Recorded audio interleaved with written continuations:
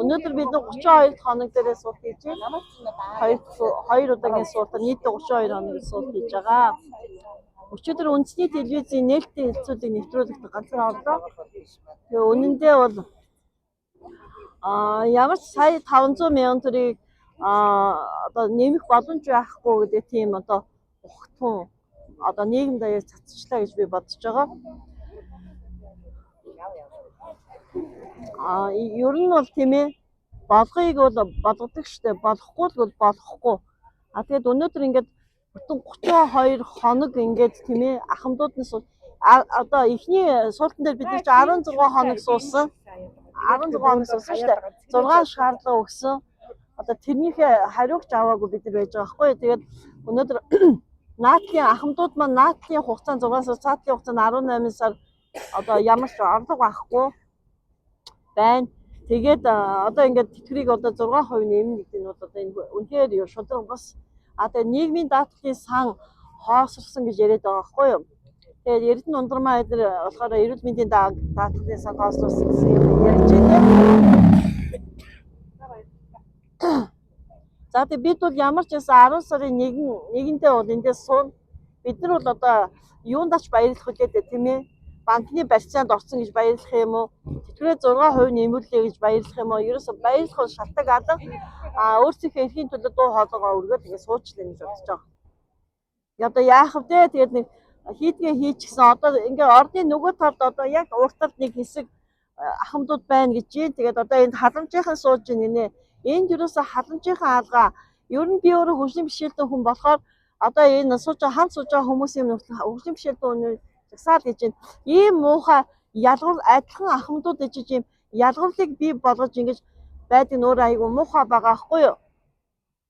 Бид нар чи одоо халамжийнхан биш, энд чи одоо багш мэл тухайн үедээ тийм ээ багш хийжсэн, эмч хийжсэн, өндөр цалин авч ясан төрөл бүрийн мэрэгчлээ хүмүүс шүү дээ. Тэгвэл тэр хүмүүс өнөөдөр улсад 30-40 жил ажиллаад яагаад 689 мянган төгрөг аваад байгаа юм те?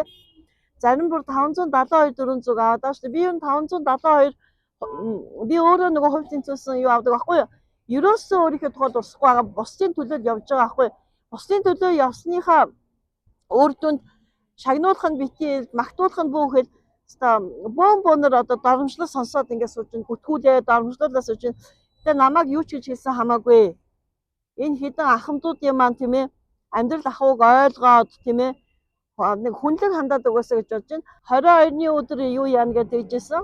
Өсөлтөн зарлын хэлсэн чинь хуулиараа болохгүй гэдэг тийм залтыг өгсөн. Тэгээ одоо угаасаа бид нар чинь хагас өсөлтөнд амьдарч байгаа шүү дээ. Яг өнөөдөр ахмадууд маань за яг үр хүүхэд нь хардаг ханддаг нарай гайгуулах. Ер нь бол тэгээд энд чинь өвтгөөсөн эмэгтэй ахмадууд зөндөө байна. Хоёулаа байжгаад нэг нь үлдчихээр чинь нэг хүнийх нь орлого байхгүй чинь маш хүнд шүү дээ. Тийм ээ. Хамтын тэтгэврийн тэр юуг бол 20% бол одоо үнэхээр бага тоо. Нэг яа 50% нь олж болдгоо юм тийм. Магадгүй нөгөө хүн нь талигаач болоогүй бол нэрэл тэтгэврээ аваад явах юм шүү дээ. Тэгэхээр ер нь ингээ ахмадуудын тийм ээ нийгмийн ахуй байдал ерөөсөө тийм тэтгэврээс өөр ямар нэгэн одоо бас харж хандах юу маш их байгаа байхгүй юу? Одоо нэг шүдний эмнэлэгт очиод нэг ганцхан шүдний эмнэлэг үн төлбөргөө үйлчилж ийн гэж шүү дээ. Тэгэхээр ер нь бид нар чинь нөгөө угаасаа бурхан хүнийг сэлбэггүй заяасан гэдэг. Тэгэхээр ахмадуудаа одоо ингээд маш их нөгөө одоо ингээд эрч хүчин те энерги одоо бие махбод нь сулардаг, өвчлөмтгий болдог. Тэр талаас нь бас харж ханддаг байгаасай.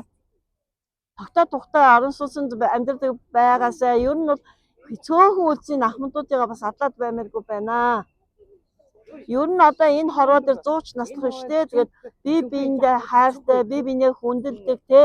Бие биенээ химлээд байхгүйгээр одоо ив хичээгээд амьдрмаар л байна. Яг үнэндээ бол одоо өнөөдрийн хувьд бол миний биеийн байдал жоохон сул байна. Яг үнийг хэлэхэд бол ядарч байна.